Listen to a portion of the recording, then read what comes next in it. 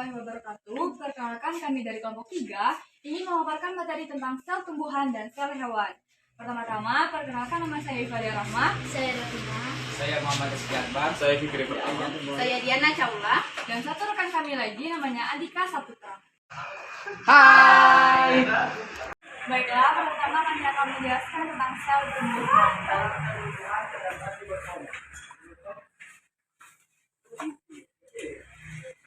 Jadi yang pertama kami akan menjelaskan tentang sel tumbuhan.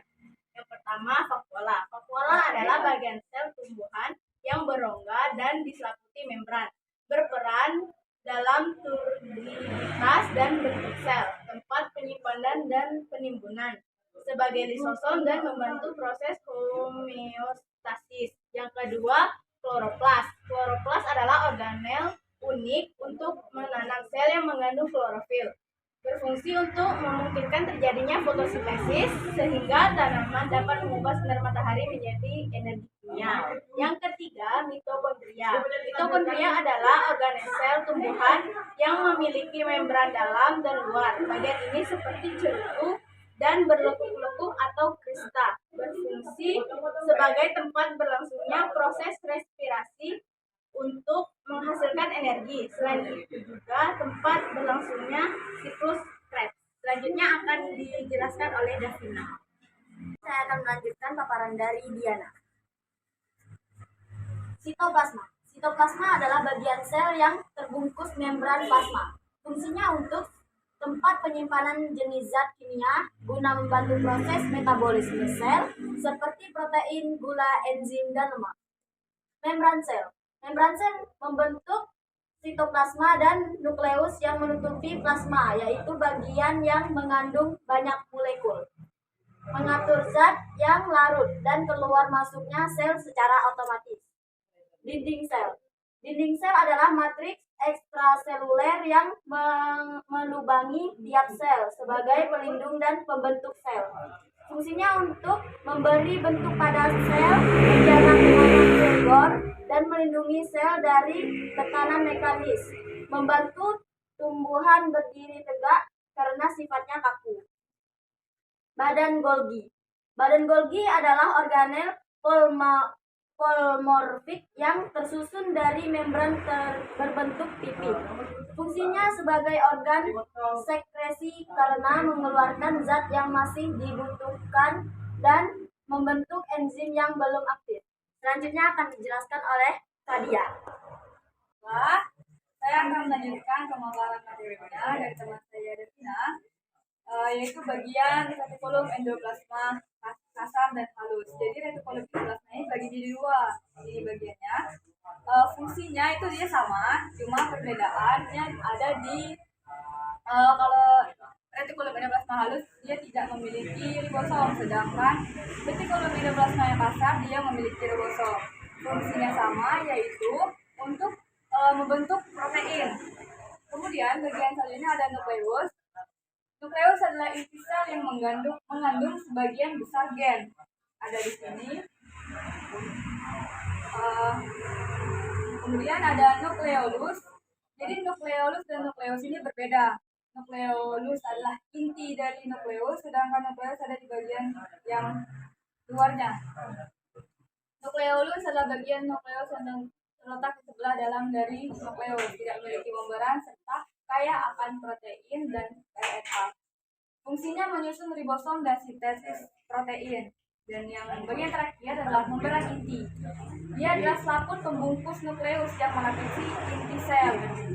Jadi bagian terdalamnya ada nukleolus, bagian pembungkus dari nukleus adalah nukleus, dan membran inti adalah pembungkus nukleolus dan nukleus. Yang jadi fungsinya pelindung serta pemisah dari organel lain.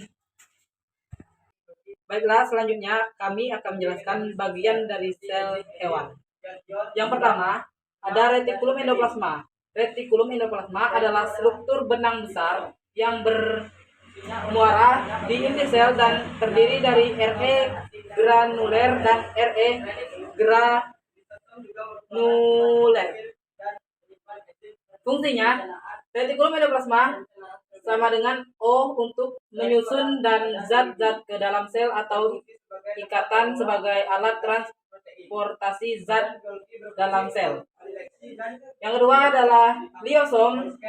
Liosom adalah organ di dalam sel yang berfungsi mencerna senyawa seperti karbohidrat dan protein. Fungsi dari lisosom adalah mencerna bagian-bagian sel yang rusak atau zat yang masuk ke dalam sel. Yang ketiga ada sitoplasma. Sitoplasma adalah bagian sel yang membungkus membran plasma. Fungsi sitoplasma sebagai tempat dan menyimpan bahan kimia sel yang penting bagi metabolisme sel. Yang keempat ada ribosom. Ribosom adalah organel ukuran kecil padat yang terdapat dalam sel dan berperan sebagai tempat sintesis protein. Fungsi dari ribosom adalah melakukan sintesis protein di kloroplas dan mitokondria. Selanjutnya akan dijelaskan oleh teman saya, yaitu Fikri. Menjelaskan tentang mitokondria adalah organel penting penyusun tubuh. Fungsi mitokondria adalah untuk melepaskan energi ke berbagai sel tubuh. Selanjutnya ada vakuola, merupakan unit terkecil penyusun tubuh makhluk hidup. Fungsinya untuk mengendalikan kadar garam serta air dalam tubuh sekaligus menyimpan keadaan. Ada nukleus, merupakan penghasil hewan. Ini adalah fungsi utama dari berkaitan ribosom. Terusnya ada badan Golgi, adalah organel yang dikaitkan dengan fungsi spesial dan struktur. Kan tadi tentang sel hewan yang tadi dibacakan oleh teman saya akan lanjutkannya. Badan Golgi adalah organel yang dikaitkan dengan fungsi ekskresi sel dan struktur ini dapat dilihat dengan menggunakan mikroskop cahaya biasa. Fungsi badan Golgi membentuk kantung vesikula untuk ekskresi. Sesudahnya nukleus. Nukleus adalah organel terkecil yang mengatur sekaligus mengendalikan aktivitas sel hewan.